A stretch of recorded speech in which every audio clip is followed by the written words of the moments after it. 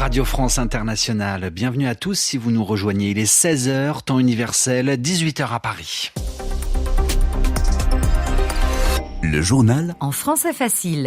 Adrien Delgrange. Nous sommes le mardi 17 octobre et à la une de cette édition, Joe Biden s'envole aujourd'hui pour Tel Aviv. Le président américain vient apporter son soutien à Israël 11 jours après le début de cette guerre entre Israël et le Hamas qui annonce un nouveau bilan humain, 3000 morts depuis le début de cette guerre côté palestinien. Reportage et témoignages à suivre. Vladimir Poutine rencontre Xi Jinping en Chine. Le président russe accueilli par le président chinois. Dans ce journal, nous verrons que Vladimir Poutine limite ses déplacements à l'étranger.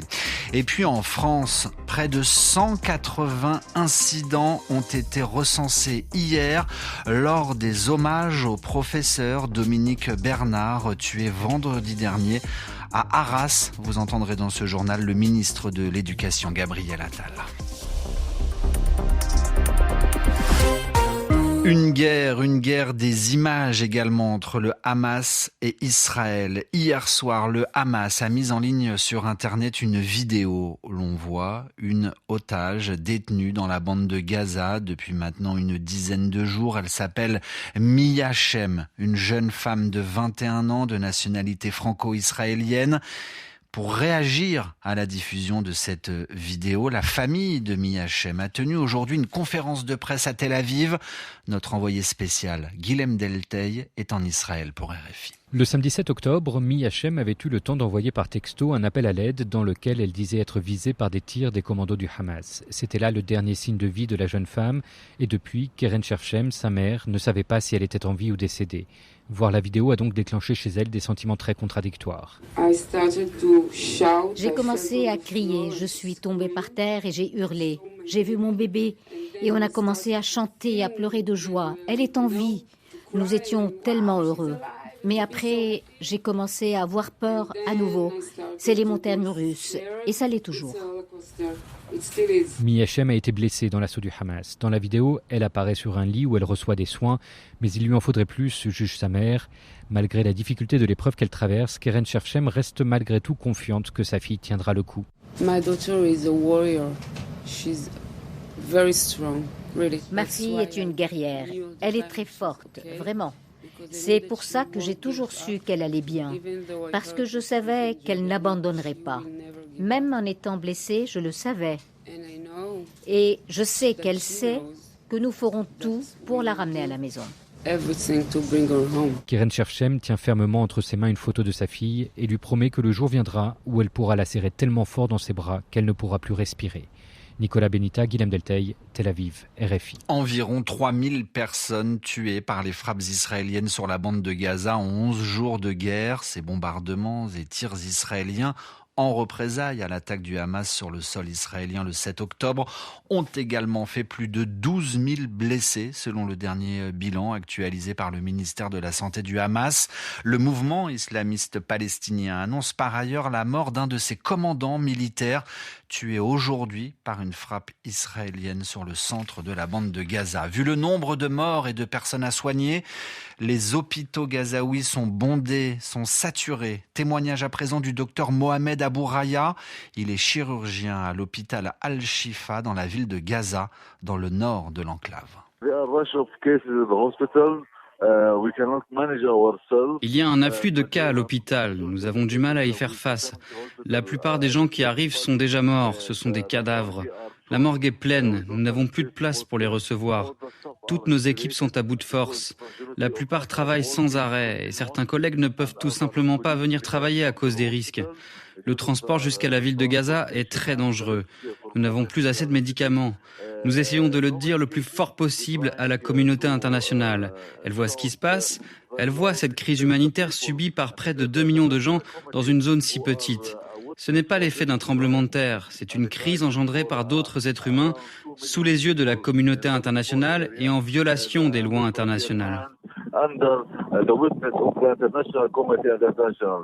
Le témoignage de ce médecin à Gaza recueilli par Abla Jounaidi. Et puis enfin, nous avons appris que 2000 soldats américains ont été placés en état d'alerte. 2000 militaires prêts à venir aider l'armée israélienne à combattre le Hamas.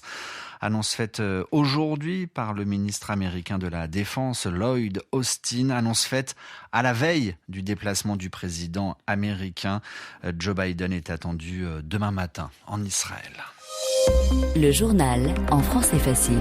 Vladimir Poutine est à Pékin. Le président russe rencontre aujourd'hui le président chinois Xi Jinping. Ce voyage en Chine est le deuxième déplacement à l'étranger de Vladimir Poutine depuis que la CPI, la Cour pénale internationale, a émis un mandat d'arrêt, un ordre d'incarcération contre le président russe. La CPI l'accuse de crimes de guerre pour avoir déporté, déplacé illégalement des enfants ukrainiens. Anastasia Becchio, bonjour. Bonjour. Désormais, les déplacements à l'étranger de Vladimir Poutine sont limités pour éviter tout risque d'arrestation. Oui, la Chine ne reconnaît pas la compétence de la Cour pénale internationale. Le président russe peut donc se rendre à Pékin sans risque. Il peut aussi voyager dans une soixantaine d'autres pays comme l'Inde, les républiques d'Asie centrale, la Corée du Nord, la Biélorussie, l'Iran, la Syrie ou l'Irak. À ce jour, 123 pays ont signé et ratifié le statut de Rome. Les 27 États de l'Union européenne, mais aussi la Moldavie, la Mongolie, le Venezuela ou l'Afrique du Sud. Johannesburg a accueilli en août dernier le sommet des BRICS. Vladimir Poutine n'a pas pris le risque de s'y rendre en personne. Il y a envoyé son ministre des Affaires étrangères, Sergueï Lavrov. Lui-même est intervenu par visioconférence. Autre grand rendez-vous international où le président russe est invité l'an prochain, c'est le sommet du G20 au Brésil.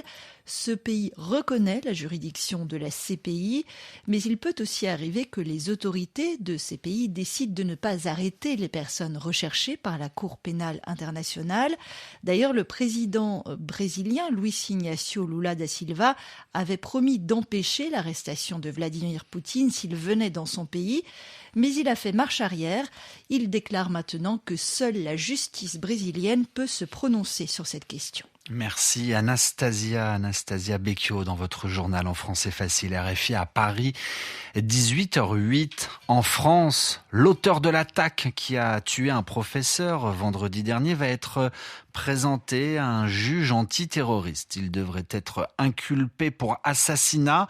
Dans la journée, les enquêteurs ont fait savoir que l'assaillant se réclamait du groupe État islamique après avoir retrouvé une vidéo dans son téléphone portable. Et puis hier était une journée d'hommage à Dominique Bernard dans tous les établissements scolaires de France. 1 minute de silence a été observée. Alors si dans la plupart des cas elle a été respectée, des élèves ont décidé de perturber ce moment, comme l'a indiqué aujourd'hui à l'Assemblée nationale le ministre de l'Éducation, Gabriel Attal. Dans l'écrasante majorité des cas, dans la quasi-totalité des cas, ce moment de recueillement, ce moment d'hommage s'est déroulé dans la plus profonde dignité et le plus grand respect. Je veux saluer les enseignants et les élèves. Mais je dois le dire aussi, 179 élèves ont fait un autre choix, celui de perturber ce recueillement et de provoquer l'école et d'insulter la mémoire de nos professeurs. Notre nation et notre école ne peuvent en aucun cas tolérer cela. Et donc, conformément aux engagements que j'avais pris devant les Français, ce sont 179 saisines du procureur de la République qui partent ce jour pour engager des poursuites contre ces élèves. 179 procédures disciplinaires qui partent également. Et pour les cas les plus graves, plusieurs dizaines d'entre eux qui relèvent de l'apologie du terrorisme, je le dis, j'ordonne ce jour l'exclusion de ces élèves dans l'attente des procédures disciplinaires qui se tiendront. À un moment, la tolérance, ça va. La bienveillance, ça va. Merci. Et le pas de vague, c'est fini.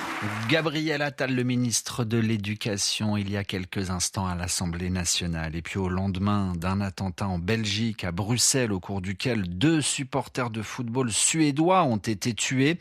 1 minute de silence a été observée aujourd'hui par les députés européens qui étaient réunis à Strasbourg. Ainsi se referme ce journal, où que vous soyez sur la planète. Merci à tous de l'avoir écouté. À demain pour une nouvelle édition du journal en français facile.